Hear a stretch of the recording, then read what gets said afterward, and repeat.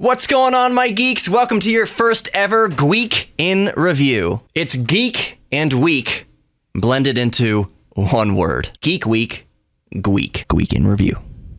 Ask yourself a deep, penetrating question. Do you think aliens have probed Uranus? Well, researchers at Harvard University suggest it could be possible. Back in October 2017, a celestial object nicknamed OuMuaMua sped through our solar system at speeds around about 196,000 miles per hour. In doing so, it became the first celestial object discovered of interstellar origin. That is, it came from outside our solar system. Now, the odd cylindrical shape, extreme rate of speed, and non-Keplerian orbit, among other peculiar attributes, are what gave rise to such a pooty, puckering hypothesis. Speaking of probing Uranus, MIT is greasing the area of research into whether or not we should build a giant laser lighthouse to guide aliens into our little crevice of the galaxy.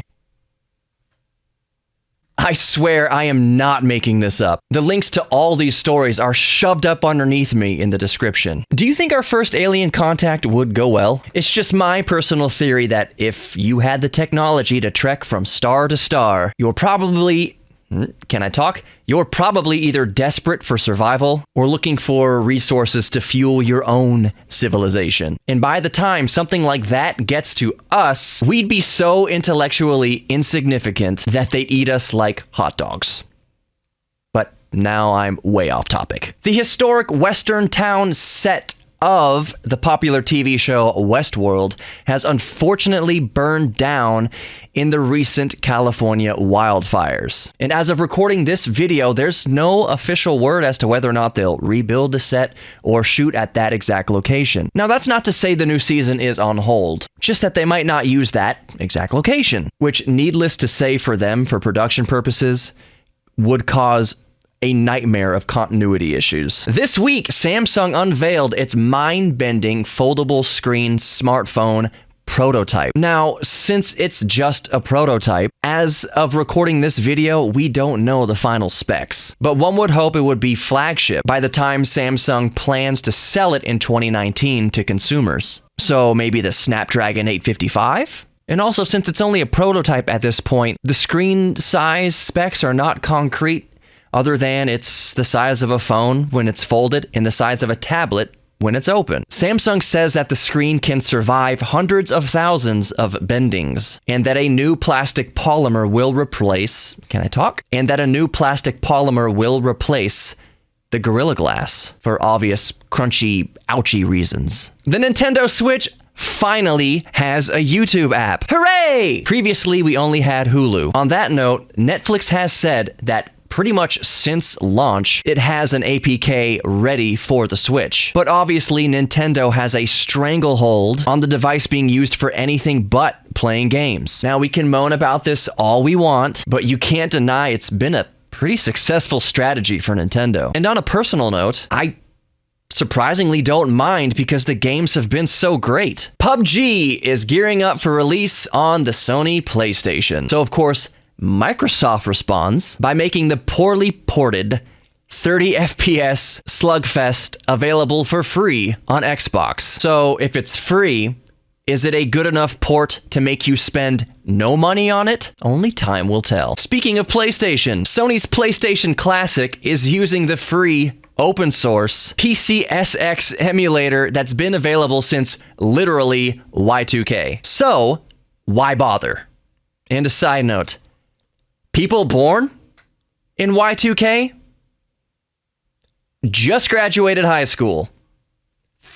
iFixit has bust open the new Mac Mini, and you can replace the RAM. And that's pretty much it.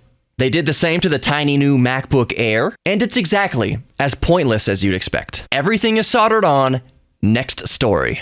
The new $130 Kindle PaperWhite is now waterproof, so that's cool. Side note, I wanted to hate e-readers when they first came out. Now I think they are a godsend. But I can just use my phone. Okay, say hi to your optometrist for me.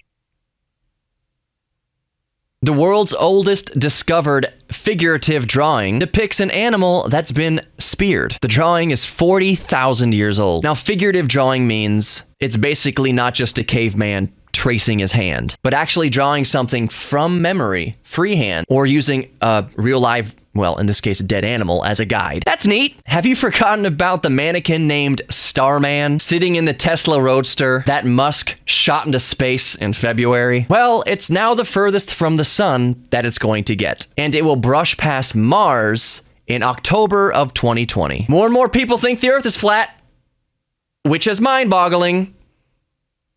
Yes, this is a story. It's also linked below. Somebody on my Facebook posted a picture of launched rockets curving into the atmosphere as proof that the Earth is flat. Because if they're curving along with the atmosphere, where are they going? They should be going straight up. This is a willful attempt to ignore basic orbital physics. It really beggars belief at this point, and their level of conviction is truly horrifying. Do not do drugs, kids. Tesla has announced Robin Denholm will replace Elon Musk as chair of the board of directors. Musk will remain the CEO. If you can remember, Musk can be a little brave with his Twitter account. Well, turns out piranhas bark, and that helps scientists locate them. That's fascinating. Researchers at Penn State say that if you're not sleeping enough, you could be dehydrated. The UN reports that the ozone layer is on track for a full rebound by 2060. Final story?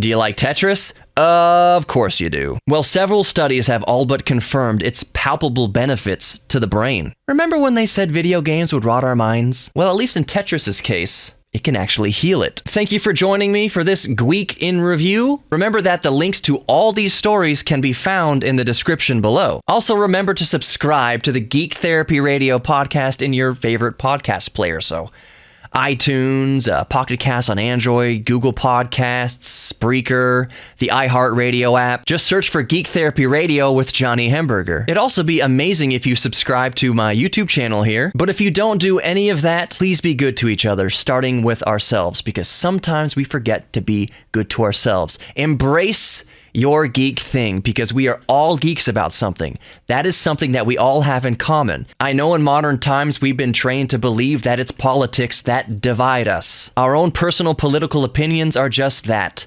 just opinions, and they make up only a fraction of who we are. We have so much more in common. So one more time, thanks for stopping by, and I'll see you guys next time.